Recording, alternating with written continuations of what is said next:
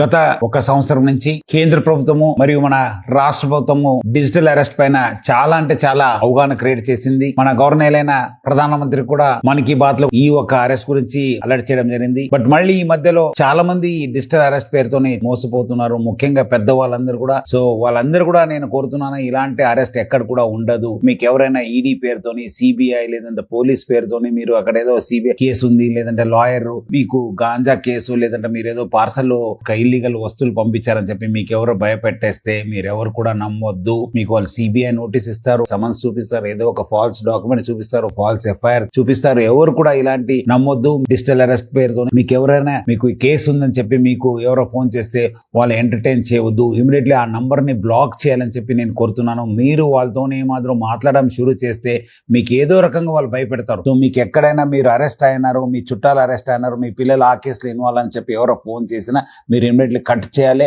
ఆ నంబర్ ని బ్లాక్ చేయాలని చెప్పి కోరుతున్నాను. ముఖ్యంగా పెద్దవాళ్ళందరూ కూడా వాళ్ళ పిల్లలు అలర్ట్ చేయాలి. చాలా మంది పెద్దవాళ్ళందరూ కూడా వాళ్ళు ఉన్న రిటైర్మెంట్ బెనిఫిట్స్ కావచ్చు, కొన్ని డిపాజిట్స్ లక్షల్లో కాదు కోట్లో మోసపోతున్నారు. ప్రజలందరూ కూడా ఈ డిజిటల్ అరెస్ట్ పైన నేను అలర్ట్ చేస్తున్నాను. ప్రజలందరూ కూడా అలర్ట్ ఉండాలి, ఈ ఒక సురక్షిత హైదరాబాద్ చేయాలని చెప్పి అందరూ కూడా కోరుతున్నాను.